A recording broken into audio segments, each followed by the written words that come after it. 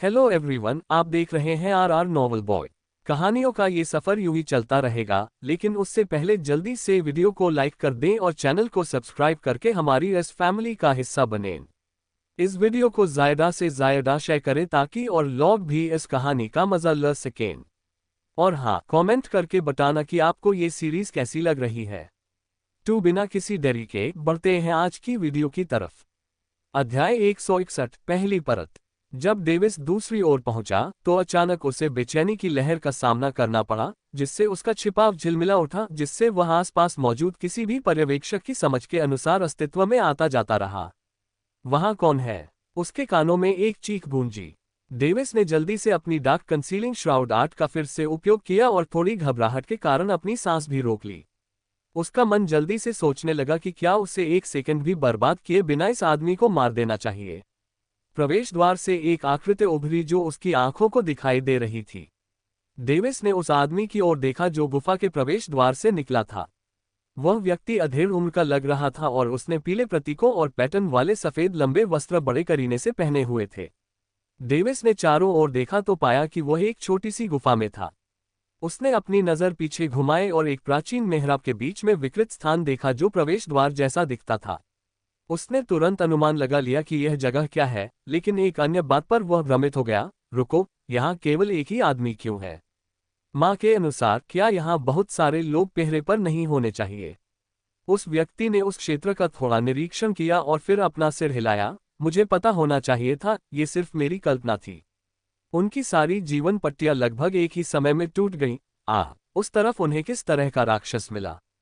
या फिर वे सचमुच किसी राक्षस से मिले थे? या शायद कोई दुर्घटना घटी? अधेड़ उम्र का आदमी दयनीय स्वर में बुदबुदाया। अरे, क्या कोई वापस आया? बाहर से एक आवाज गूंजी, जिससे अधेड़ उम्र का आदमी फिर से आहें भरने लगा। नहीं, मुझे लगा कि मुझे यहाँ किसी की उपस्थिति का एहसास हो रहा है, लेकिन ये सिर्फ मेरी कल्पना थी। अधेड़ उम्र का आदमी गुफा से बाहर निकलते समय चला गया। डेविस ने अंततः अपनी सांस छोड़ दी। घबराहट से बाहर आते हुए पहली बात जो उसने देखी वह ये थी कि इस स्थान पर स्वर्ग और पृथ्वी की ऊर्जा उच्च गुणवत्ता की थी, जिससे उसकी कोशिकाएं आनंद का अनुभव करती थीं जब वे उन्हें अपने छिद्रों में अवशोषित करती थीं। लेकिन उसने जल्दी से ऐसा करना बंद कर दिया, इस डर से कि कहीं कोई उसे नोटिस न कर ले। उसका चेहरा थोड़ा मुस्कुराहट में बदल गया जब उसने सोचा कि कैसे उसे इस जगह से भागने के लिए अपनी उंगली उठाने की भी जरूरत नहीं है। लानत है, मैं बहुत भाग्यशाली हूँ। जब वह खुश था तो उसने अचानक सोचा कि उस अधेड़ उम्र के आदमी ने क्या कहा होगा। क्या उसने जीवन रक्षक गोलियां कहा था? वाह, यह ऐसी चीज है जो हमारे पास नहीं है। वे इसे कैसे बनाते हैं? वह अचानक उत्सुक हो गया, लेकिन जैसे ही उसने बिंदुओं को जोड़ा उसने तुरंत अपना सिर हिलाया और महसूस किया कि वह भाग्यशाली नहीं था। तो क्या वे गार्ड चले गए क्योंकि उन्होंने ये निश्चय कर लिया था कि अब उनके लिए यहाँ रहने का कोई फायदा नहीं है? मुझे खुशी है कि मैंने जो नरसंहार किया वह कम से कम इसके लिए उपयोगी था। अपनी आंखें सिकोड़ते हुए उसने सोचा, माँ ने मुझे बताया कि इस जगह पर 5वें चरण के विशेषज्ञ पहरेदार के रूप में है और ऊपर स्थित एक अन्य गुफा में 6ठे चरण के विशेषज्ञ पर्यवेक्षक के रूप में है। अगर मैं विकृत स्थान के बंद होने से पहले नहीं भागा तो ये जगह जल्द ही उन संरचनाओं से सील हो जाएगी जिन्हें मैं संभवतः खोल नहीं सकता, जिससे मुझे यहाँ अगले 15 वर्षों तक रहना पड़ेगा। उसने अपने दांत भींच लिए और मुझसे निर्णय लिया, अगर मैं इस जगह की रखवाली करने वाले लोगों का इस्तेमाल करूं तो मैं छिपकर बच सकता हूं। उसकी आंखें निर्दयता से चमक उठीं। धीरे धीरे गुफा के प्रवेश द्वार की ओर चलते हुए उसने बाहर झांका और ऐसे पहाड़ देखे जो उसकी दृष्टि के अंत तक पहुंच गए थे। उसका मुंह खुला का खुला रह गया और उसने सोचा, ये कटे हुए पहाड़ हैं। जैसे ही उसकी मां ने जो जानकारी बताई वह उसके दिमाग में सामने आई, उसने पलकें झपकाईं। ये स्थान लोरेट एम्पायर कैपिटल और एस्टर्न एम्पायर कैपिटल के बीच की दूरी जितना लंबा था। अपनी कल्पना से बाहर आकर उसने पहाड़ी की सतह पर रखी मेज पर नजर डाली और देखा कि लगभग 10 आदमी बेचैनी से जैद पत्थर से छेड़छाड़ कर रहे थे। क्या वे लंबी दूरी का ट्रांसमिशन भेज रहे हैं? डेविस ने अनुमान लगाया, लेकिन उसे लगा कि यह उसका कोई काम नहीं है और इसलिए उसने तुरंत उनके नाम देखने के लिए अपनी डेथ गॉड आइज का उपयोग किया। हालांकि डेविस ये बता सकता था कि वे 5वें चरण के थे, लेकिन ऐसा लग रहा था कि उनमें आत्मा की साधना की कमी थी, जिसके कारण वे उसकी जांच पर ध्यान नहीं दे पा रहे थे। डेविस मुस्कुराया, इस तथ्य पर खुश था कि उन लोगों में आत्मा की खेती कम थी और उन्होंने किसी तरह चमत्कारिक ढंग से उस पर ध्यान नहीं दिया। अन्यथा उसे यहाँ सभी को मारना पड़ता और इन तथाकथित बाहरी लोगों को अपने अस्तित्व के बारे में बताना पड़ता। उसने अपनी बुरी योजना पर भयानक रूप से मुस्कुराते हुए उनके नाम लिखे, हालांकि राज्य के दूसरी और तीसरी परत से विचार करने पर यह निश्चित रूप से अच्छा था। अल्पविराम। सफेद वस्त्र पहने मध्यम आयु वर्ग के व्यक्ति ने सिर हिलाते हुए आह भरी, यह एक बहुत बड़ी त्रासदी है जिसे एल्स्ट्रेन परिवार, फॉलिंग स्नो सेक्ट और टावरिंग क्लाउड हॉल बर्दाश्त नहीं कर सकते थे। उसके बगल में खड़े एक अन्य व्यक्ति ने भयभीत स्वर में पूछा, क्या किसी भी हालत में हमें उनकी मौत के लिए जिम्मेदार ठहराया जाएगा? क्षेत्र में अचानक कुछ सेकंड के लिए सन्नाटा छा गया, फिर वे एक दूसरे पर व्यंग्यात्मक ढंग से हंसने लगे। अचानक वे सभी अकड़ गए क्योंकि उनकी आंखें धुंधली हो गईं। अल्पविराम। डेविस की स्थिति से कुछ किलोमीटर ऊपर। मार डालो, उन सभी कमीनों को मार डालो, तीखी आंखों वाला एक आदमी गुस्से से चिल्लाया। उसके सामने भयभीत आंखों वाले कई लोग थे। तेज आंखों वाले व्यक्ति द्वारा प्रदर्शित दबाव से उनका शरीर कांप रहा था। आउटर हॉल एल्डर, हम पहले ही 185वें चरण के विशेषज्ञों को उनकी मृत्यु के लिए भेज चुके हैं। इससे अधिक और हमारे गठबंधन को इसका खामियाजा भुगतना पड़ेगा। एक अन्य व्यक्ति ने हिम्मत जुटाई और आंखें बंद करते हुए उत्तर दिया। आउटर हॉल के एल्डर ने उससे ठंडी आंखों से देखा। उसका छठे चरण का चरम दबाव उस पर उतर रहा था, जिससे उसे घुटने टेकने पड़े। अभी भी 20 और 5वें चरण के कल्टीवेटर हैं जिन्हें हम भेज सकते हैं। यदि हम कम से कम दूसरे पक्ष को नुकसान नहीं पहुंचा सके तो अपने जीवन पर विचार करें, हार मान लें। तुम और तुम स्थानिक सुरंग से गुजरें और जितना हो सके उतने लोगों को मार डालें। आउटर हॉल के एल्डर ने कुछ आकृतियों की ओर इशारा किया जो हल्की सी कांप रही थी, जिससे उन्हें पसीना आ गया। यद्यपि उन्हें जाने के लिए कहा गया था, फिर भी उन्हें कुछ अस्पष्ट आशा थी कि यदि वे देरी करेंगे तो आउटर हॉल एल्डर उन्हें जाने देंगे। क्या बात है, तुम लोग जाना नहीं चाहते? आउटर हॉल के बुजुर्ग ने ठंडे स्वर में पूछा। आउटर हॉल एल्डर, हम मौत से नहीं डरते। हम जिस चीज से डरते हैं वह व्यर्थ मरना है। हमारे किसान जो अंदर गए निस्संदेह मर जाएंगे, चाहे हम कैसे भी हमला करें। दूसरा पक्ष प्राचीन काल से ही अपने क्षेत्र की रक्षा कर रहा है और कभी हम पर हमला करने नहीं आया। ये स्पष्ट है कि रक्षा में उन्हें पूर्ण लाभ है। आउटर हॉल के बुजुर्ग का चेहरा बदसूरत हो गया। आप सब बहुत अच्छा, अब गठबंधन के प्रति गद्दार बनने के लिए मौत का सामना करना पड़ेगा। ये कृषक उन लोगों से ज्यादा कुछ नहीं थे जो इस क्षेत्र में 3 शक्तियों के गठबंधन में शामिल होकर लाभ प्राप्त करना चाहते थे। टावरिंग हॉल के आउटर हॉल एल्डर के रूप में वह उनके प्रति घोर तिरस्कार रखते थे। उसने अवज्ञा के लिए अपने हाथ हिलाने का इरादा किया, तभी अचानक नीचे से 10 आकृतियां उड़ाईं, जिससे वह चौंक गया। आप सब, तुम नीचे वाली जगह की रखवाली क्यों नहीं कर रहे हो? आउटर हॉल के एल्डर ने आंखें सिकोड़कर चिल्लाया। ये 10 कृषक वे लोग थे जिन्होंने वफादार और मेहनती होकर गठबंधन में योगदान दिया था। दूसरे शब्दों में, वे ऐसे लोग थे जिन्हें गठबंधन द्वारा स्वीकार किया गया था, इसलिए उन्हें उस स्थान की रक्षा करने का अवसर मिला जहां गठबंधन के जूनियर जाते थे। हमारे गठबंधन के सभी युवा अभिजात वर्ग मर चुके हैं। अगर हम बदला नहीं ले सकते तो हम अपना जीवन व्यर्थ जी चुके होंगे। उन कमीनों को मार डालो, गठबंधन के लिए उन्हें मार डालो। 10 साधक उदासीन स्वर में चिल्ला रहे थे, मानो उन पर किसी का नियंत्रण हो, लेकिन उस स्थान पर ऐसा लग रहा था मानो वे अपना बलिदान देने की योजना बना रहे हों। आउटर हॉल एल्डर की आंखें प्रशंसा से चमक उठीं और उन्होंने उन 10 आकृतियों को पूरी गति से विकृत स्थान की ओर भागते देखा। उन्होंने उन्हें रोका नहीं, लेकिन उनके बलिदान पर संतोष महसूस किया। आप सबने ये देखा, यही तो वफादारी है। जैसे ही वह आगे बढ़ा और इन कायरों को मारने का निर्णय लिया, उसका स्वर अविश्वसनीय रूप से रक्तपिपासु हो गया। अध्याय 162, शिकार खत्म हो गया है। दूसरी परत में घाटी से एक आकृति उभरी और उसने एक विनाशकारी तकनीक का प्रयोग किया, जिससे वह संरचना टिमटिमा उठी और जिस स्थान पर चोट लगी थी वहां घनी दरारें पड़ गईं। संरचना को सुदृढ़ करें, सम्राट एस्टन चिल्लाए। उनकी आवाज पूरे युद्ध क्षेत्र में गूंज रही थी जो रक्षात्मक संरचनाओं के माध्यम से उनके नियंत्रण में था। व्यक्तिगत रूप से वे इन बाहरी लोगों का मुकाबला नहीं कर सकते थे, लेकिन उनके पूर्वजों द्वारा निर्मित संरचनाओं के माध्यम से यह इन 5वें चरण के कृषकों को रोकने में सक्षम था। सम्राट एस्टन और 5वें चरण के अन्य विशेषज्ञ एक हत्याकांड दल के केंद्र में थे, जो भी घाटी से आता था उसे नष्ट कर देते थे। घाटी के अंदर ही स्थानिक सुरंग मौजूद थी, जो उस स्थान से जुड़ती थी जहां प्रथम परत में आउटर हॉल एल्डर मौजूद था। ये चूहे, वे हर बार चुपके से हमला करते हैं, हमारी रक्षा संरचना को तोड़ने की कोशिश करते हैं। सम्राट रूथ के चेहरे पर एक बदसूरत भाव था। हमने कितने लोगों को मार डाला है? सम्राट क्लेमोर ने चेहरे पर गंभीर भाव लिए पूछा। 157 पांचवें चरण के विशेषज्ञ सम्राट रॉस ने गंभीर स्वर में कहा। चारों सम्राटों के चेहरों पर गंभीर भाव थे।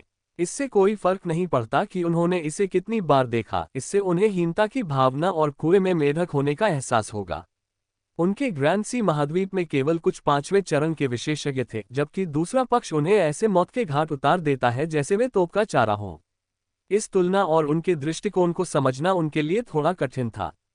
हर बार जब बाहरी लोगों का आक्रमण समाप्त होता था तो यह उनके दिलों में लालच पैदा करता था तथा उन्हें अपने लाभ और विकास के लिए अन्य साम्राज्यों को लूटने के लिए प्रोत्साहित करता था। हम संरचना पर कब्जा करो। सम्राट एस्टन ने देखा कि एक पतला लेकिन अकेला सिलहूट डगमगाते हुए गुप्त प्रवेश द्वार से बाहर निकल रहा था। उसने संरचना का नियंत्रण एक अन्य विशेषज्ञ को दे दिया और जल्दी से अपनी बेटी के पास उड़ गया जो गुप्त प्रवेश द्वार से बाहर आ रही थी। शर्ली, तुम इतनी जल्दी बाहर क्यों हो? अभी तो आधा दिन ही बीता है। शर्ली ने ऊपर देखा। उसका गोरा चेहरा काफी दुखी था। उसके दिल में कुछ उदासी थी और वह अपने पिता की आकृति को देख रही थी। उसने जल्दी से अपना चेहरा बदला और व्यंग्यात्मक ढंग से मुस्कुराई। शिकार खत्म हो गया। सम्राट एस्टन उसके पास उतरे और अपना सिर हिलाया। मैं देख रहा हूं, शिकार खत्म हो गया है।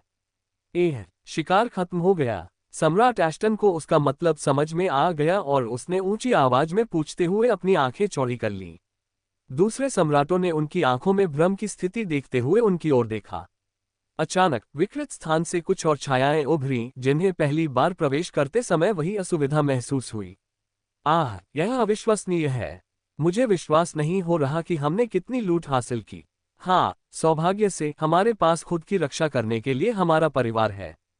समय बीतने के साथ साथ और भी अधिक युवा अभिजात वर्ग उनके पीछे पीछे बाहर निकल आए, जिससे उस स्थान की सुरक्षा कर रहे विशेषज्ञ अत्यधिक क्रोधित हो गए। काय, तुम सब काय हो? आप सभी अपने जीवन को इतना महत्व देते हैं। मैंने नहीं सोचा था कि जूनियर पीढ़ी इस हद तक गिर जाएगी। ऊपर से विभिन्न निराशाजनक टिप्पणियां गूंज उठीं, जिससे अधिकांश युवाओं की अभिव्यक्ति थोड़ी अजीब हो गई। चुप रहो, सम्राट एस्टन चिल्लाए, जिससे विशेषज्ञों का मुंह बंद हो गया।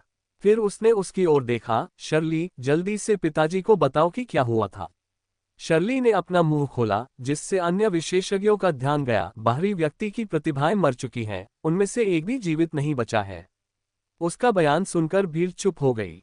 पूरे क्षेत्र में उपहासपूर्ण आवाजें गूंज उठीं। हा, सम्राट एस्टन, ऐसा नहीं है कि मैं आपका या किसी और का मजाक उड़ा रहा हूं, लेकिन मैंने नहीं सोचा था कि ये युवा खुद को दयनीय रूप से बचाने के लिए इस तरह के झूठ की कल्पना करेंगे। एक विशेषज्ञ ने अविश्वासपूर्ण स्वर में बात की। खुद बोलो, शर्ली ने उदासीनता से उत्तर दिया। उस विशेषज्ञ को सम्मान देने की जहमत नहीं उठाए। आप, उस विशेषज्ञ ने गुस्से से भरे चेहरे से उसकी ओर इशारा किया। जब उसने फिर से उसका मजाक उड़ाने के लिए अपना मुंह खोला, तो उसके मुंह से कोई शब्द नहीं निकला और वह स्तब्ध होकर उस दृश्य को देखने लगा जो उसके सामने था। सभी कुलीन युवकों ने अपने अंतरिक्ष छल्लों से लाशें निकाली और अपने हाथ आगे बढ़ाए। उनके हाथों में कुछ अंतरिक्ष के छल्ले थे जो ग्रैंड सी महाद्वीप में मौजूद छल्लों के समान नहीं दिखते थे। कुछ के पास बहुत सारे थे और अधिकांश के पास बहुत कम थे, जबकि शेष खाली हाथ थे। उस क्षेत्र में पूरी तरह से सन्नाटा छा गया, जिससे उन युवाओं को अनजाने में ही एक निश्चित व्यक्ति की एक ही पीढ़ी में होने पर गर्व महसूस होने लगा, लेकिन सबसे अधिक उन्हें लूट का माल वापस पाने पर खुद पर गर्व महसूस हुआ। ये वास्तव में क्या हुआ? सम्राट एस्टन ने चेहरे पर उत्साहित भाव के साथ पूछा। वह हल्के से अनुमान लगा सकता था कि क्या हुआ था, क्योंकि इस समय इस स्थान पर केवल एक ही आकृति गायब थी। अन्य सम्राटों ने भी अपनी संरचनाएं छोड़ दी, क्योंकि उन्होंने इसे अन्य विशेषज्ञों को सौंप दिया और जमीन पर उतर गए। वे संभवतः अपनी आंखों के सामने उन असंख्य अंतरिक्ष छल्लों को देखते हुए वहां नहीं रुक सकते थे, जिनकी राशि संभवतः एक साम्राज्य की संपत्ति से भी अधिक हो सकती थी। शाही पिता, यह इस तरह है। क्रिस्टो एस्टन आगे बढ़े और उन्होंने अपनी छोटी बहन की ओर देखा जो झिझक रही थी, और उसने समझाया। वह हल्के से अनुमान लगा सकता था कि उसकी छोटी बहन पहले की घटनाओं से काफी दुखी थी, और इस पर वह केवल अपना सिर हिला सकता था। ये सुनकर कि उन्हें केवल लाशें ही मिली, उनके चेहरे शुद्ध अविश्वास में बदल गए। यह अप्रत्याशित है कि प्रिंस डेविस की सोल फॉर्जिंग कल्टीवेशन में दक्षता इतनी जबरदस्त थी। सम्राट रूथ ने सिर हिलाते हुए आह भरी, जबकि उनका स्वर प्रशंसा से भरा था। आपका क्या मतलब है कि यह अप्रत्याशित है? यदि मेरे पास उस वरिष्ठ जैसा गुरु होता तो मैं भी खेती में कुशल होता। सम्राट रॉस ने असंतुष्ट स्वर में उत्तर दिया, डेविस की ताकत से काफी ईर्ष्या हुई। तो फिर आपके पास एक क्यों नहीं है? ऐसा इसलिए है क्योंकि आपके पास प्रतिभा नहीं है, सम्राट रूथ ने निर्दयतापूर्वक जवाब दिया, जिससे सम्राट रॉस का चेहरा हल्की सी कर्कश आवाज के साथ बदल गया। तो वह कहाँ है? सम्राट एस्टन ने उत्साह से पूछा। शायद दूसरी तरफ छोड़ दिया जाए तो उसका मालिक शायद वहीं इंतजार कर रहा होगा, क्रिस्टो ने अपना अनुमान बताते हुए अपना सिर हिलाया। सम्राट एस्टन का चेहरा अकड़ गया और फिर उन्होंने हल्की सी आह भरी, यह अफसोस की बात है, सचमुच अफसोस की बात है।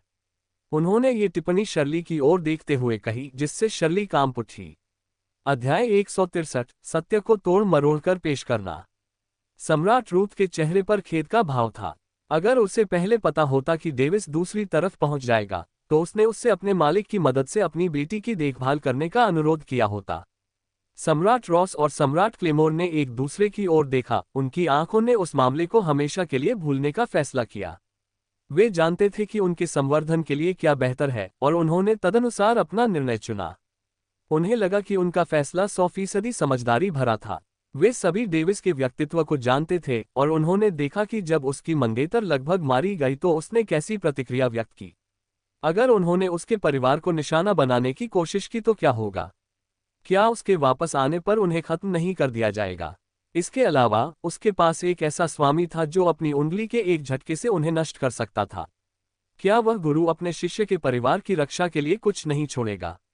यह अत्यधिक संभव था। ये उनके विचार थे और उनके पूर्व निर्णय में परिवर्तन का कारण भी यही था। सम्राट एस्टन आगे बढ़े और कांपती हुई आकृति के कंधे पर अपना हाथ रखा। शाही पिता आपको दोष नहीं देते, हर कोई गलतियां करता है। पिताजी, शर्ली ने अपने आंसू रोकते हुए अपने होंठ काटे। वह रोना नहीं चाहती थी, खासकर इस भीड़ के सामने नहीं। ये ठीक है, वह हमारी लीग से बाहर है और उसकी प्रतिभा को देखते हुए संभवतः हजारों महिलाएं उसके साथ होंगी। आप ऐसा नहीं चाहेंगे, है ना? इसे दिल पर मत लीजिए, बस इसे अपने जीवन का एक मूल्यवान सबक बनने दीजिए। सम्राट एस्टन ने उसके सिर पर थपथपाते हुए कहा। अब जब सब कुछ खो गया है तो वह संभवतः उसे दोष नहीं दे सकता।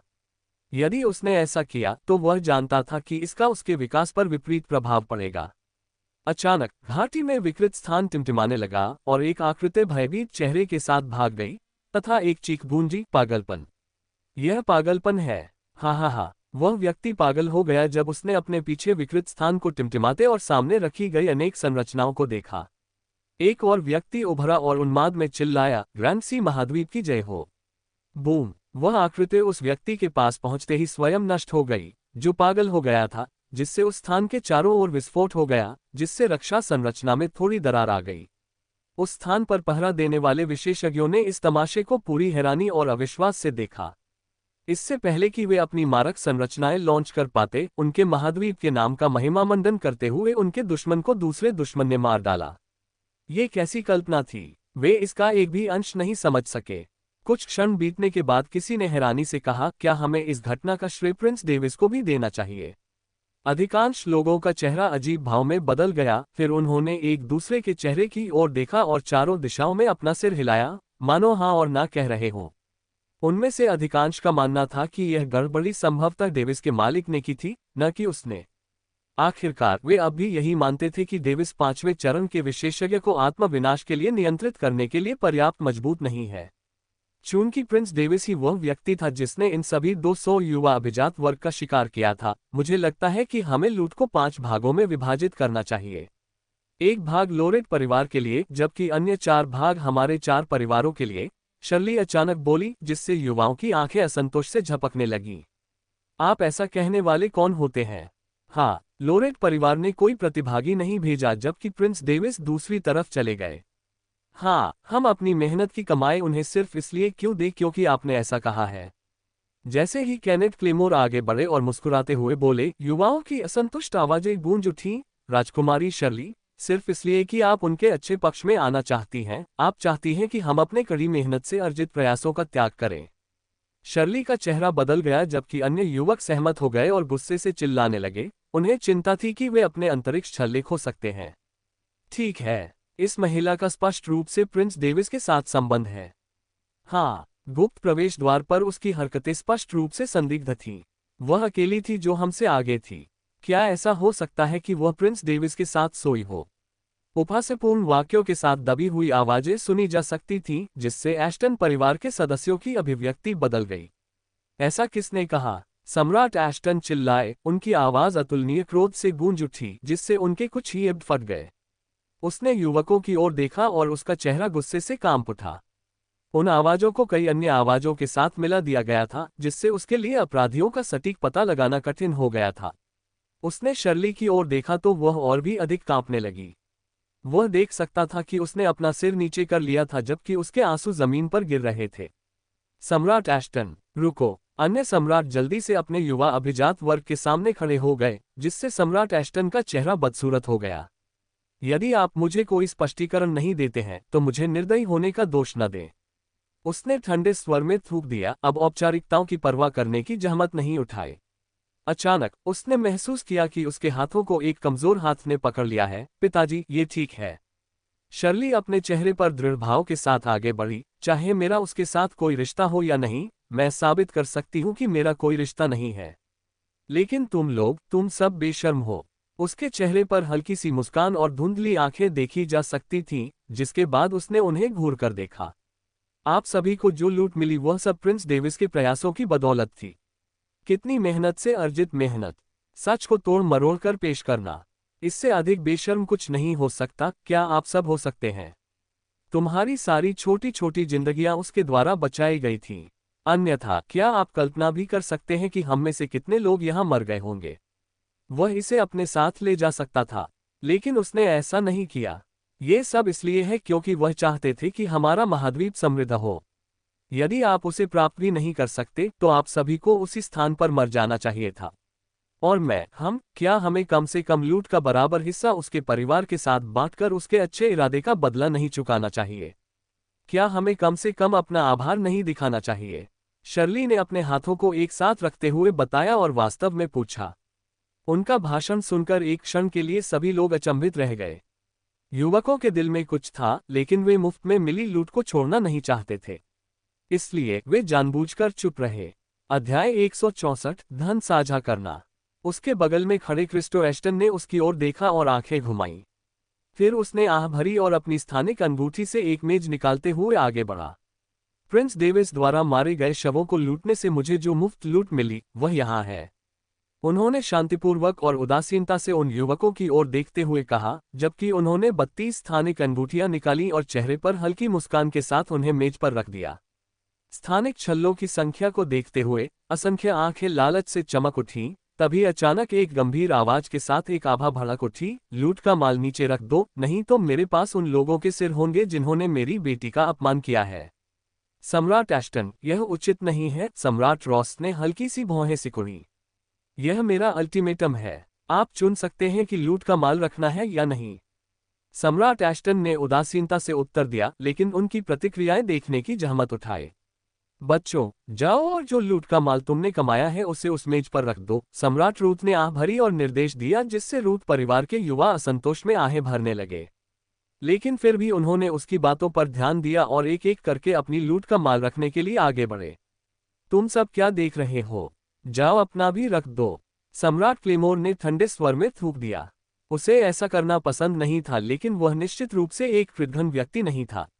शर्ली का भाषण सुनने के बाद उन्हें ऐसा महसूस हुआ कि किसी कारणवश वे डेविस की ऋणी हैं, जो उन्हें स्पष्ट रूप से पसंद नहीं था, जिसके कारण उन्होंने इस मामले पर कोई विवाद नहीं किया। तुम सब उसकी बात क्यों सुन रहे हो? सम्राट रॉस असमंजस में चिल्लाए।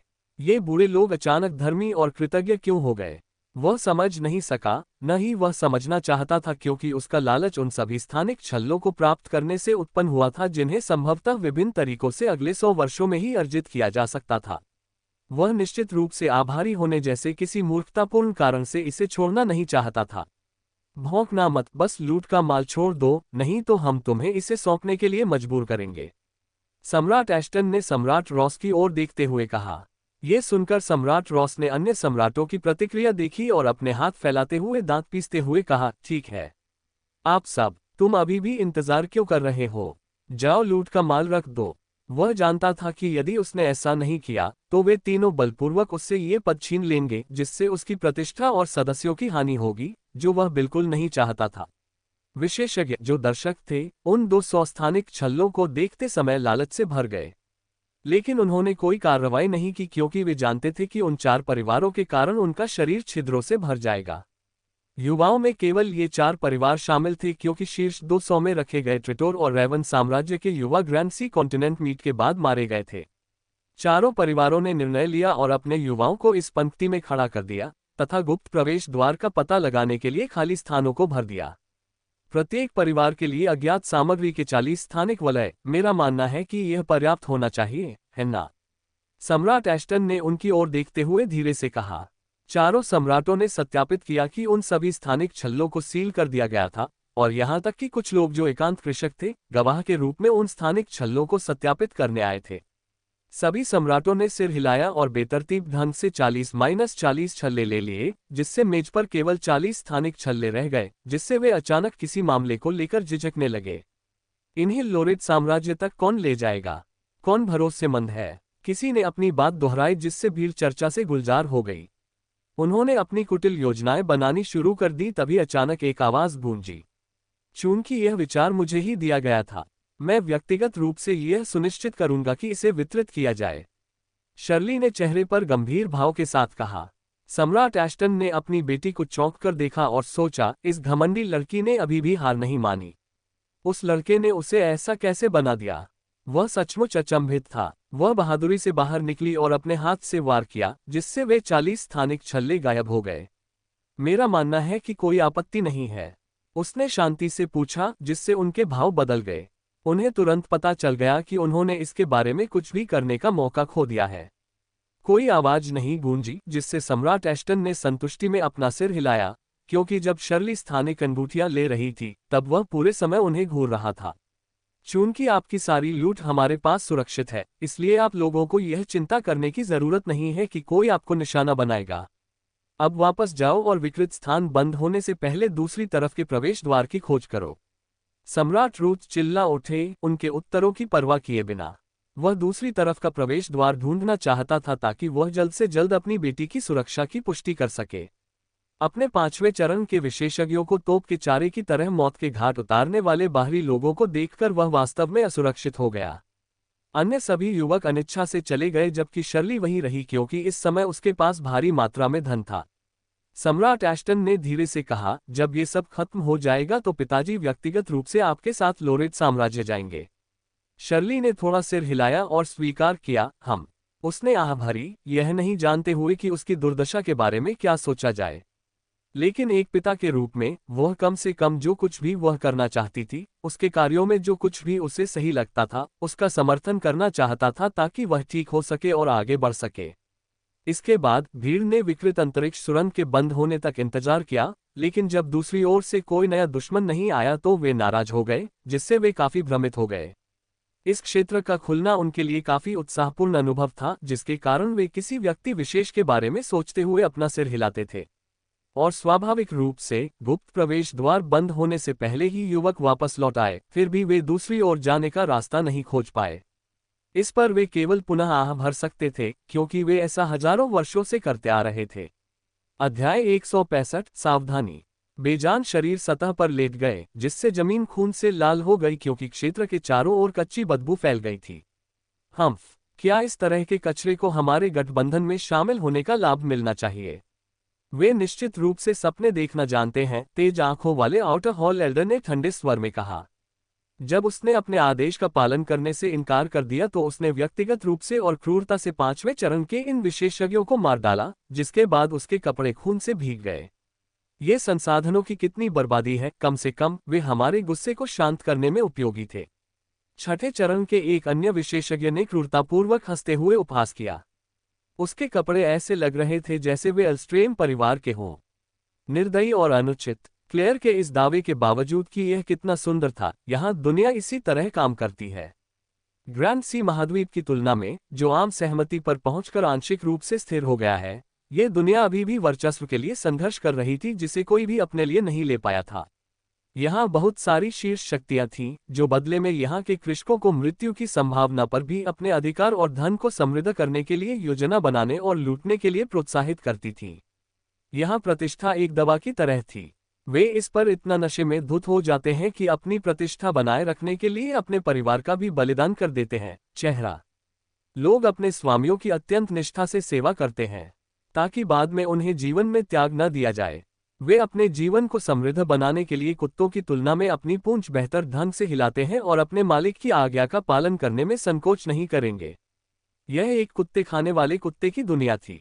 लोग भरोसा करने से डरते थे, एक दूसरे से सावधान रहते थे, हर चीज से सावधान रहते थे, अपने वरिष्ठों की चापलूसी करते थे और अपने समान लोगों के साथ यथास्थिति बनाए रखते थे। ये ग्रैंड सी महाद्वीप में भी बिल्कुल सच था, लेकिन यह इस दुनिया जितना व्यापक नहीं था। मुझे आश्चर्य है कि क्या वे 10 गार्ड हमारे कुछ दुश्मनों को मारने में कामयाब रहे। यदि आप उनके कौशल पर विचार करें तो वे अपने स्तर पर काफी मजबूत हैं। आउटर हॉल के एल्डर ने अपनी थोड़ी को छूते हुए कहा। उन 10 गार्डों को स्पष्ट रूप से पता था कि जब हम त्रिपक्षीय गठबंधन में वापस लौटेंगे तो उनके साथ कठोर व्यवहार किया जाएगा, हालांकि यह उनकी गलती नहीं थी। इसलिए उन्होंने चतुराई से योजना बनाई और ऐसा व्यवहार किया मानो वे अपना बलिदान देने जा रहे हों। बाद में वापस आकर उन्होंने उच्च अधिकारियों से कहा कि उन्होंने अपना सर्वश्रेष्ठ प्रयास किया।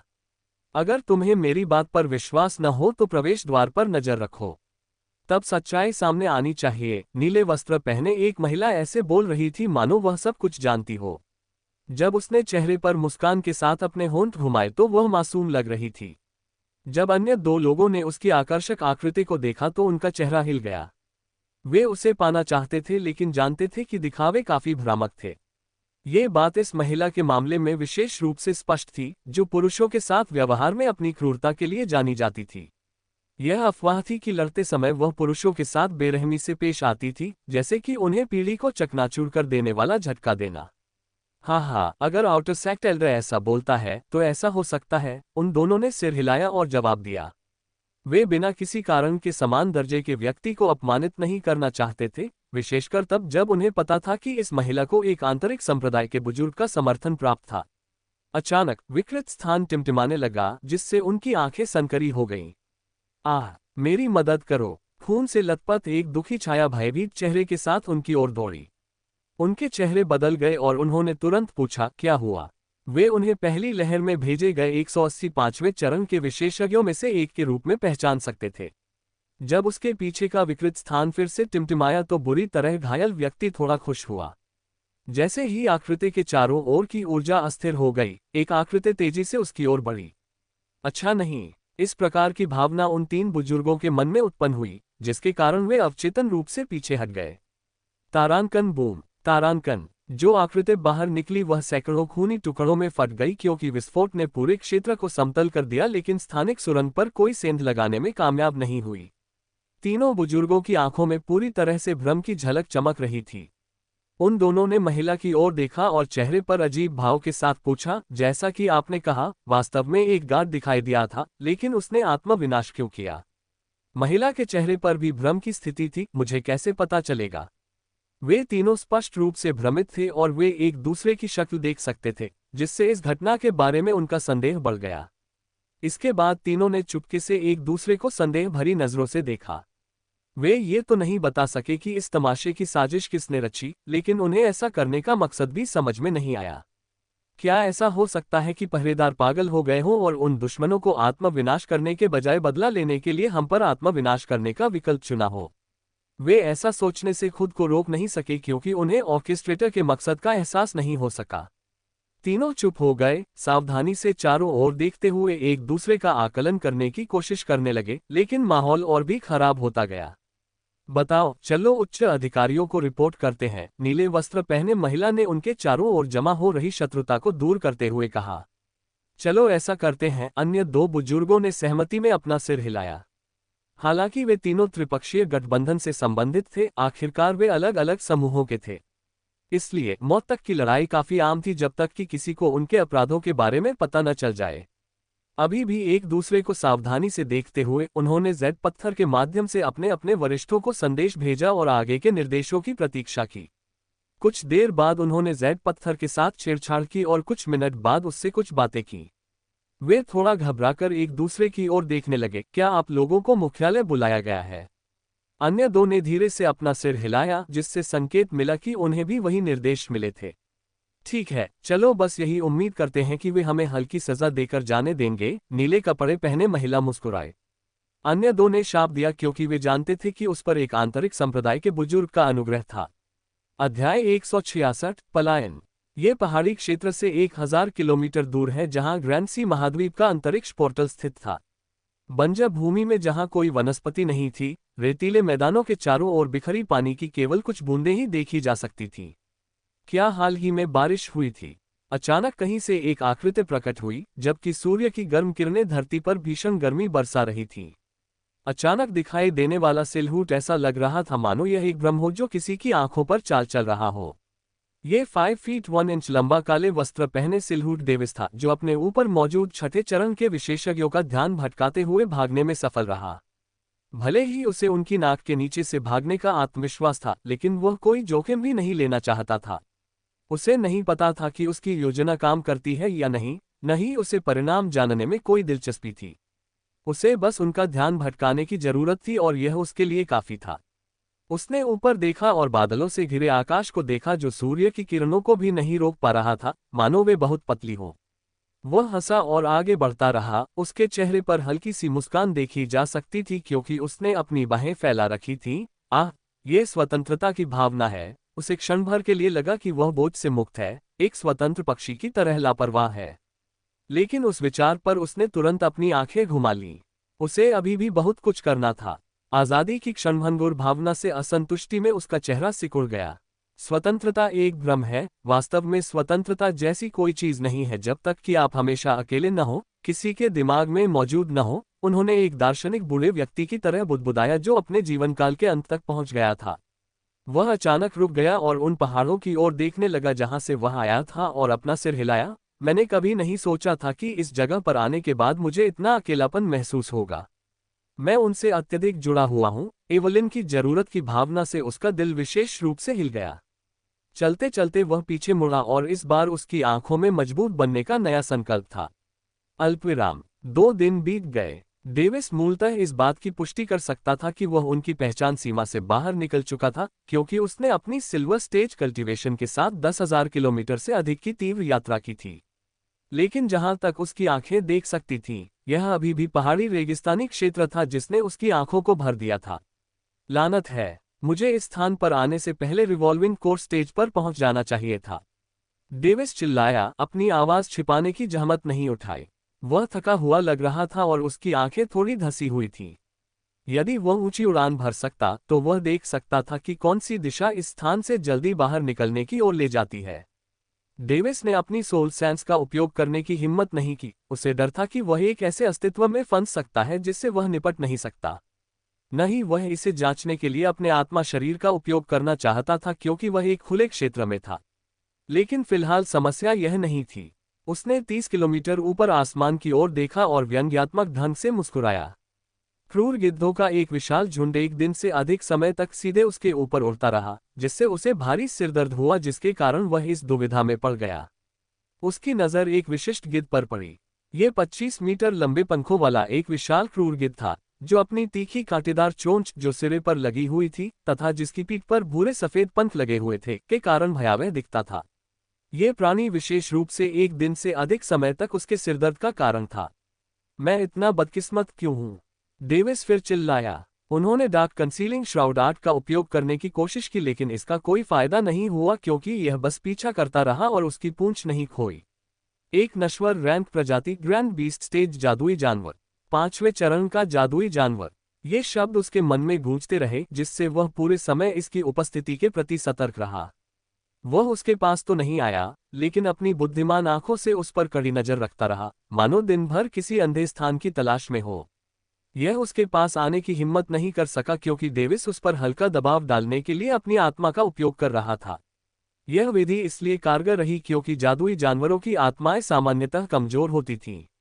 जब तक जादुई जानवर एक ऐसा अस्तित्व नहीं है जिसमें एक दुर्जय आत्मा संविधान है या एक आत्मा प्रकार की जाति से है, तब तक इसमें एक शक्तिशाली आत्मा नहीं होगी। यह पागलपन है, डेविस ने दांत पीसते हुए कहा। यदि यह नीचे आ गया तो उसके पास इसके साथ जीवन और मृत्यु की लड़ाई में शामिल होने के अलावा कोई विकल्प नहीं होगा। सम्राट ट्रिटोर और सम्राट रैवन की आत्मा की खेती कमजोर थी, इसलिए वह अन्य दो खेती प्रणालियों में पांचवें चरण की खेती के बावजूद उन्हें मारने में सक्षम था। लेकिन यह एक जादुई जानवर था, और भले ही पांचवें चरण के जादुई जानवर की आत्मा कमजोर थी, फिर भी उसकी आत्मा पांचवें चरण की थी, जिसने इस मामले में डेविस के डेथ नोट को बेकार कर दिया। वह अपनी डेथ गॉड आइज का उपयोग करके इसका नाम नहीं देख सका, जिससे वह बता सका कि यह कम से कम एक उच्च स्तरीय ग्रैंड बीस्ट स्टेज जादुई जानवर था। कम से कम ये पृथ्वी श्रेणी का जादुई जानवर नहीं है, अन्यथा मैं कमोबेश अभी मर चुका होता, डेविस ने खुद को सांत्वना देते हुए बुदबुदाया।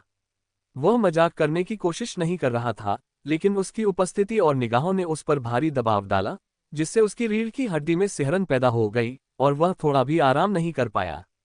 वह सचमुच महसूस कर सकता था कि मौत उसके ऊपर मंडरा रही है, लालच से उसके मांस और हड्डियों को निगलने की प्रतीक्षा कर रही है। उसकी मां ने उसे जादुई जानवरों की प्रजातियों की रैंक में अंतर के बारे में सूचित किया था।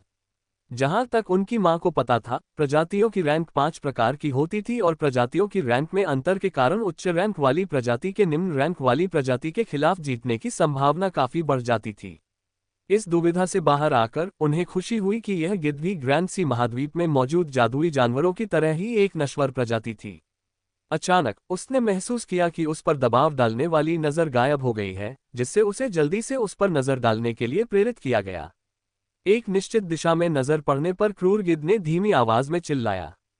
इसके बाद उसने उसकी ओर देखा, जिससे उसके मन में खतरे की घंटी बजने लगी। यह आ रहा है, डेविस ने तुरंत सोचा। डेविस थोड़ा निश्चिंत हो गया, ये देखकर कि ये अज्ञात लोग उसे बचाने जा रहे थे। उन्होंने बचाव के लिए बैरियर का इस्तेमाल किया और साथ ही विंड हमले के प्रभाव का इस्तेमाल करके लगभग 5 किलोमीटर दूर उड़ान भरी। उनके आगमन को जोड़ते हुए, विशेषकर उस घूंघट वाली महिला को जो तेजी से उसकी ओर दौड़ी, उसकी योजना सफल हो गई। निराकार हवा के सहारे वह जमीन पर गिर पड़ा और उसने खून का एक और घूंट थूक दिया, जबकि उसे लगा कि आत्मा की बाधा के टूटने के कारण उसका मन थोड़ा उलझन में है। हालांकि यह ज्यादातर 2 दिनों से अधिक समय तक लगातार अपनी आत्मा का उपयोग करने की थकावट से आया था। अध्याय 168 बचाया गया। डेविस जब अपने पास देख रहा था तो उसकी आंखों में हल्की रोशनी चमक उठी। एक महिला ने उसकी दृष्टि रेखा में प्रवेश किया और अपने हाथ उसके कंधों पर रख दिए। 1 सेकंड बीतने के बाद उसने उससे संदेहपूर्ण फिर भी चिंतित स्वर में कहते सुना, तुम ठीक लग रही हो। उसने उसकी शांत और हतप्रभ निगाहों को देखा और कम से कम उसे यह एहसास हो गया कि दूसरे पक्ष में उसके प्रति कोई बुरी इच्छा नहीं है। लेकिन ठीक एक अल्पकथन था। उसकी आत्मा अविश्वसनीय रूप से कमजोर महसूस कर रही थी और वह बस आराम करना चाहता था और अपनी क्षतिग्रस्त आत्मा को धीरे धीरे ठीक करना चाहता था। ये क्रूर गिद्ध की शारीरिक शक्ति को रोकने के लिए अपनी आत्मा का उपयोग करने का परिणाम था। क्रूर गिद्ध जोर से चिल्लाया और तेजी से डेविस के पास पहुंचा, हालांकि उसने समूह को देख लिया था। इसकी आंखें अभी भी लाल थीं, जिसके कारण ये शक्तिशाली समूह से बिल्कुल भी परेशान नहीं था। महिला खड़ी हुई और क्रूर गिद्ध की ओर इशारा करते हुए बोली, विंड ब्लेड्स। उसके चारों ओर 10 निराकार तलवारें बन गईं, जिससे घूमते समय ब्लेडों की तीव्रता से हवा कंपन करने लगी। क्रूर गिद्ध की आदिम प्रवृत्ति तभी जागृत हुई जब उन 10 निराकार तलवारों ने अविश्वसनीय गति से उसकी ओर गोली चलाई। लेकिन जब तक उसने प्रतिक्रिया व्यक्त की, तब तक पूरी तरह से बचने के लिए बहुत देर हो चुकी थी। जब अचानक उसके शरीर के दाहिने हिस्से पर 5 निराकार तलवारों से प्रहार किया गया तो वह बगल में भाग गया। तलवारें उसके बड़े शरीर में घुस गईं, जबकि चोट से खून अधिक मात्रा में बाहर निकल गया। रेतीली सतह पर लुढ़कते समय वह दर्द से चीखने लगा। महिला ने कुछ हाथ के निशान बनाए और फिर से क्रूर गिद्ध की ओर इशारा किया, जिससे जो तलवारें अपने लक्ष्य से चूक गईं, उनकी दिशा बदल गई। जब वह लुढ़कना समाप्त कर चुका था और अंततः स्थिर हो गया, तो उसने आकाश की ओर देखा। उसके चेहरे के पास 5 और तलवारें थीं। पुच्छी, तारांकन, पवन ऊर्जा से चलने वाली निराकार तलवारें उसकी आंखों में घुस गईं और मस्तिष्क को छेद गईं। कुछ समय तक तो उसके सिर से झरने की तरह प्रचुर मात्रा में रक्त बहता रहा, तथा क्रूर गिद्ध तब तक हिलता रहा जब तक वह मर नहीं गया। इतनी ताकतवर। डेविस ने उस महिला की ओर देखा जिसने बिना पसीना बहाए ही क्रूर गिद्ध को आसानी से मार डाला। यह एक ग्रैंड बीस्ट स्टेज जादुई जानवर था, लेकिन इसे इस महिला ने बहुत आसानी से मार डाला जो छोटी दिखती थी। डेविस को यह विश्वास करना कठिन लगा कि उसकी मुलाकात इतने शक्तिशाली व्यक्ति से हुई।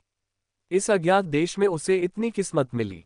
एक क्षण के लिए तो उन्हें लगा कि इस तरह का कथानक कवच होने के कारण वे किसी उपन्यास के नायक हैं। फिर उसने आह भरी क्योंकि उसे नहीं लगा कि थोड़े समय में उसकी जान वास्तव में खतरे में पड़ जाएगी, भले ही वह अभी अभी कटे हुए माउंटेन स्ट्रेच से भागा हो। संक्षेप में, वह समझता था कि वह स्वयं को अधिक आंक रहा था, लेकिन ये भी जानता था कि ऐसी घटनाएं अपरिहार्य थीं और इसमें उसकी कोई गलती नहीं थी। आखिरकार वह उस क्रूर गिद्ध को भड़काने या उस पर हमला करने नहीं गया था। वह व्यंग्यात्मक ढंग से हंसते हुए सोचने लगा, मेरे शरीर में मांस का एक टुकड़ा होना भी आपदा को आमंत्रित करता है। उसने दुख से अपना सिर हिलाया। वह एक जानवर से क्या उम्मीद कर सकता था, उसे जाने देने के लिए। इच्छाधारी सोच, डेविस ने अपनी आत्मसंतुष्टि के लिए खुद का मजाक उड़ाया। महिला ने अपने आदमियों को कुछ आदेश दिए और लड़के की ओर निरीक्षण भरी निगाह से देखने लगी। पुरुषों ने उसके आदेशों का पालन किया और उन गिद्धों की लाशों को संग्रहित करने के लिए आगे बढ़े। डेविस खड़ा हुआ और उसकी ओर देखने लगा। उसने अपनी आंखें सिकोड़ ली तथा अपनी आत्मा को जकड़े दर्द को अनदेखा कर दिया। यदि वह इससे ठीक से नहीं निपटता तो वे उसके दुश्मन बन सकते थे, लेकिन वह डरता नहीं था। ईमानदारी से कहूं तो भले ही वे काफी शक्तिशाली थे, लेकिन उनकी आत्मा की साधना काफी कमजोर थी। इस पूरे समय मृत्यु नोट रखने से उसकी आत्मा स्पष्ट रूप से यह महसूस कर सकती थी कि दूसरे पक्ष की आत्मा उससे अधिक शक्तिशाली है या नहीं। उन्होंने हाथ मिलाते हुए कहा, यंग मिस ने मुझे मौत के चंगुल से बचाया है। मैं, डेविस, युवा मिस का एक एहसानमंद हूं। उसकी आवाज बचकानी ढंग से गूंज उठी, जिससे महिला और कुछ पुरुष तेजी से आंखें झपकाने लगे। डेविस स्पष्ट रूप से बोल सकता था, लेकिन उसने वर्तमान की तरह व्यवहार करने का निर्णय लिया।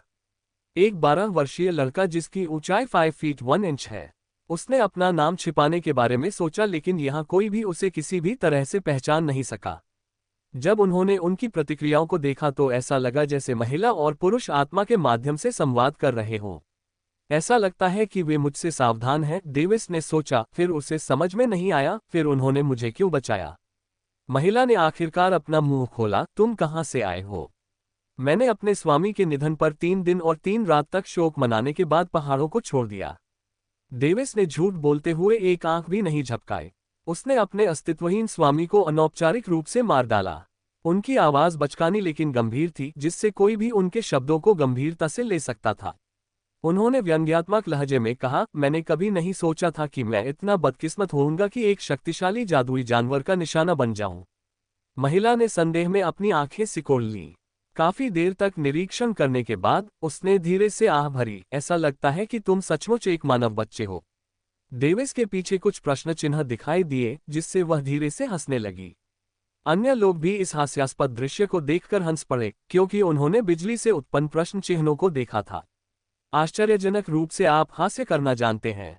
अप्रत्याशित, महिला ने आगे कहा, देखिए, मैंने सोचा था कि आप या तो एक बूढ़े राक्षस का भेष धारण कर रहे हैं या एक आकाश ग्रेट जादुई जानवर की संतान है, या संभवतः एक अज्ञात आत्मा जाति की संतान है।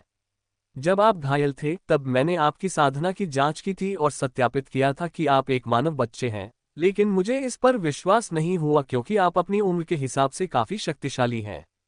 Silver stage, peak energy condensation stage, और मैं आपकी आत्मा को नहीं देख सका। निस्संदेह इसका मतलब है कि यह मेरी आत्मा से अधिक मजबूत है, peak level young soul stage से भी अधिक मजबूत। महिला के मन में कई सवाल थे जो वह पूछना चाहती थी, जैसे कि रिवॉल्विंग कोर स्टेज पर पहुंचने से पहले उसने आत्मा को उस सीमा तक कैसे विकसित किया, लेकिन वह जानती थी कि यह असभ्य था और संभवतः स्थिति को और खराब कर सकता था। इसलिए उसने अपना मुंह खोला और हाथ जोड़कर सम्मान का जवाब दिया, मेरा नाम सू हुआलिंग है और मैं क्लाउड स्प्रिंग मर्सिनरीज के 3 उप प्रमुखों में से एक हूं। अध्याय 169 सू हुआलिंग। तो युवा मिस सू हुआलिंग है, अच्छा नाम है, डेविस ने बड़बड़ाया। वह किसी ऐसे व्यक्ति को देखकर काफी आश्चर्यचकित हुआ जिसका नाम भी चीनी जैसा ही था, लेकिन क्या उनका मूल चीनी था? लोरेट परिवार के पुस्तकालय में उन्होंने कुछ ऐसे लोगों के बारे में पढ़ा जिनके नाम एक जैसे थे, लेकिन उन्हें कभी कोई नाम देखने को नहीं मिला। उन्हें इस बात का कोई अंदाजा नहीं था कि ये लोग खुद से कैसे अलग हैं, या उन्होंने अपना नाम कैसे रखा है। क्या डेथ नोट में जिस अस्तित्व का उल्लेख किया गया है, वह पृथ्वी पर विभिन्न नस्लीय समूहों की जातीयता स्थापित करने के लिए कुछ लोगों को यहां से लाया था? उसने सोचा, अभी भी समझ नहीं पाया कि अतीत में क्या हुआ था। फिर भी यह कोई चिंता का विषय नहीं था, इसलिए उन्होंने इस विचार को टाल दिया और कहा, क्या मैं आपके समूह के साथ किसी सुरक्षित स्थान पर जा सकता हूं? ऐसा लगता है कि यह जगह शक्तिशाली जानवरों से भरी हुई है जिनसे मैं मिलना नहीं चाहता। बदले में आप उन सभी गिद्धों को ले जा सकते हैं जिन्हें मैंने मारा है। सु हुआलिंग मुस्कुराए और बुदबुदाया, यंग मिस जवान नहीं है। वह आगे आए और उसके सिर को धीरे से थपथपाया, चिंता मत करो, बड़ी बहन तुम्हारा ख्याल रखेगी। डेविस के माथे पर हल्की सी नस फट गई, इससे पहले कि उसने बहाने से उसके हाथ दूर धकेल दिए, जैसे कि गुस्सा दिखा रहा हो, मुझे मत छुओ। मैं एक वयस्क हूं और जानता हूं कि अपना ख्याल कैसे रखना है। हा, कितना प्यारा है। सु हुआलिंग ने हंसते हुए उसकी ओर देखा। अब उसे बिना किसी संदेह के यह विश्वास हो गया कि वह एक बच्चा था। युवा मिस सु हुआलिंग, मुझे मत छेड़ो, असंतोष में अपने होंठ सिकुड़ते हुए उसने कहा। हाँ, तुम ही एकमात्र हो जो मुझे युवा मिस कहती हो। तुम्हें नैतिकता और शिष्टाचार किसने सिखाया? क्या ये तुम्हारा स्वामी था? डेविस चुप हो गया और नीचे देखने लगा, मानो वह इस क्षति पर शोक मना रहा हो। सु हुआलिंग को एहसास हुआ कि उसने एक अरुचिकर विषय को छुआ था। उसने जल्दी से अपना मुंह खोला। माफ करना, बात सिर्फ इतनी है कि मेरी उम्र 100 साल से अधिक है और किसी ने मुझे पहले कभी युवा मिस नहीं कहा। क्या आप जैसी शक्तिशाली व्यक्ति को पहले कभी युवा मिस नहीं कहा गया है? क्यों? डेविस ने सच्चे चेहरे से उत्सुकता से पूछा। वह किसी बूढ़े व्यक्ति को जवान देखकर काफी हैरान रह गया और उसने सोचा, खेती सचमुच चमत्कार करती है। सु हुआलिंग ने उसकी अभिव्यक्ति को देखा और स्पष्ट रूप से अपने अतीत के बारे में बात करने की इच्छा हुई। उसने अन्य पुरुषों के सामने अपनी सतर्कता लगभग कम कर दी थी क्योंकि डेविस का चेहरा मासूम था। वह मुस्कुराए और अपना सिर हिलाया, ये सिर्फ एक अरुचिकर अतीत है। अब ये कोई चिंता की बात नहीं है। इसके अलावा मैं इस जीवन से काफी खुश हूँ। अपने जीवन के प्यार से विवाहित होने के साथ साथ मेरे 2 बच्चे भी हैं जो अभी आपकी उम्र के हैं। डेविस को ये जानकर आश्चर्य हुआ कि वह विवाहित थी और उसके बच्चे भी थे, लेकिन ये देखकर आश्चर्य नहीं हुआ कि वह 100 वर्ष से अधिक उम्र की थी। उन्होंने आश्चर्य को अपने चेहरे पर हावी नहीं होने दिया और कहा, मैं समझ गया, तो क्या हम आगे बढ़ें? सु हुआलिंग ने सिर हिलाया और घोड़ों पर चढ़ गया, जबकि डेविस एक आदमी के पीछे बैठ गया जिसने खुद को जैक कहा। अल्पविराम। घोड़े तेज थे और उन्होंने 5 दिनों में 15,000 किलोमीटर उत्तर की ओर यात्रा की, इससे पहले कि वे एक पठार पर पहुंचे जिसमें समतल रेतीले इलाके और खड़ी ढलानें शामिल थीं।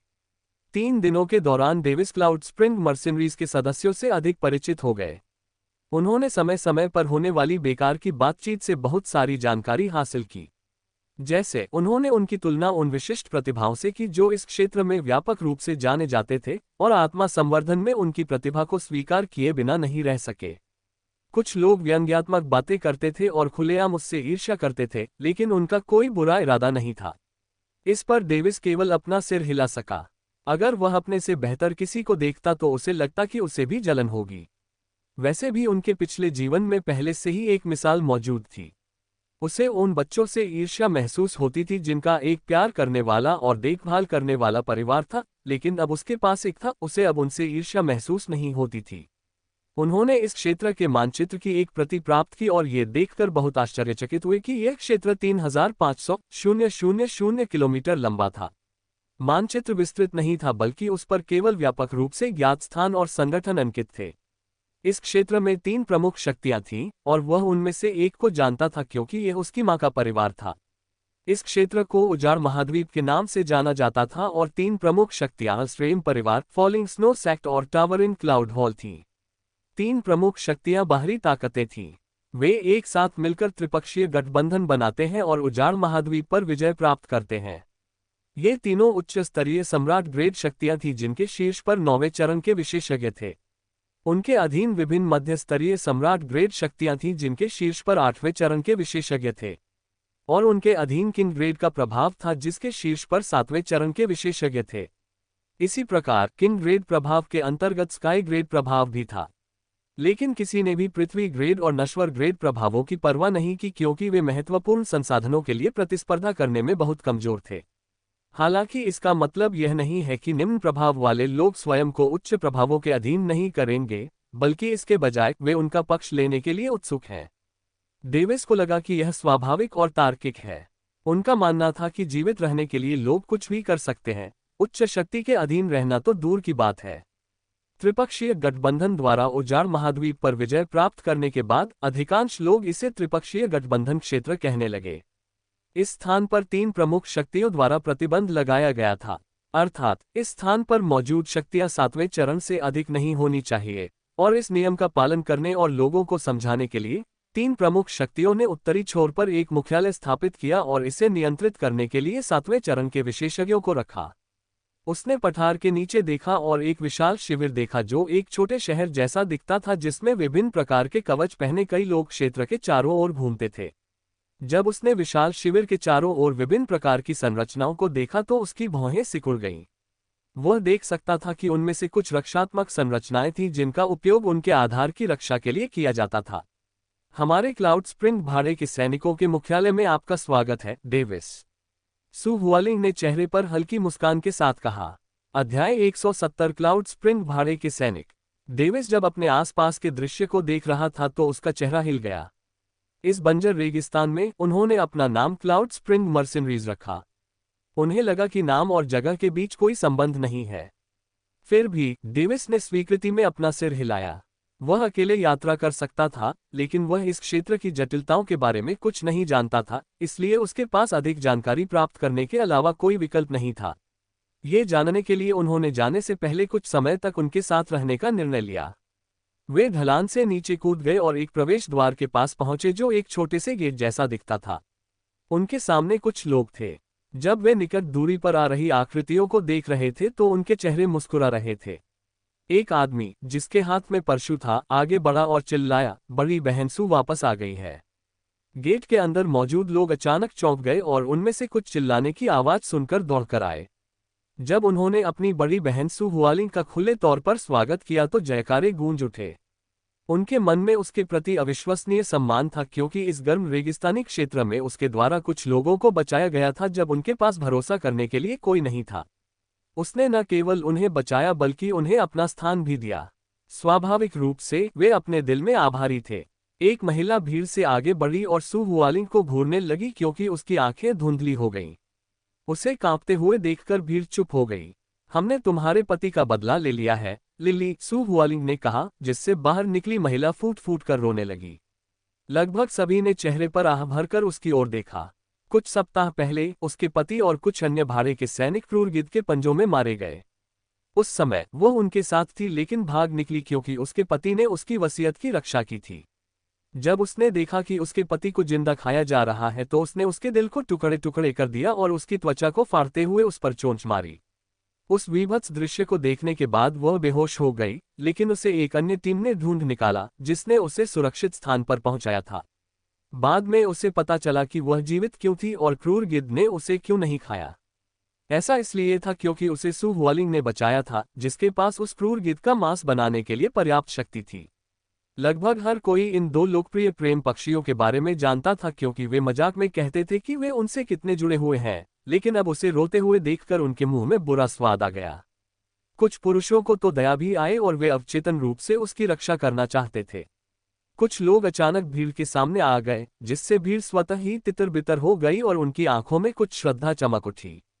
पति, दूसरी बहन, तीसरी बहन। सु हुआलिंग की आंखें स्वतः ही गर्म हो गईं जब वह घोड़े से उतरी और एक आदमी के आलिंगन में जा गिरी। उस आदमी के पीछे 2 महिलाएं थीं, जिससे डेविस ने आश्चर्य से अपनी आंखें सिकोड़ ली और सोचा, ट्रिपलेट्स। उनके चेहरे कमोबेश सु हुआलिंग जैसे ही थे। हालांकि उनकी आकृतियां अलग अलग थीं और उनमें से प्रत्येक का अपना आकर्षण था, जिसके कारण व्यक्ति अनजाने में उनके बारे में कल्पना करने लगता था। डेविस कोई अपवाद नहीं थे, फिर भी वे सभी अशुद्ध विचारों को शीघ्रता से दूर करने में सफल रहे।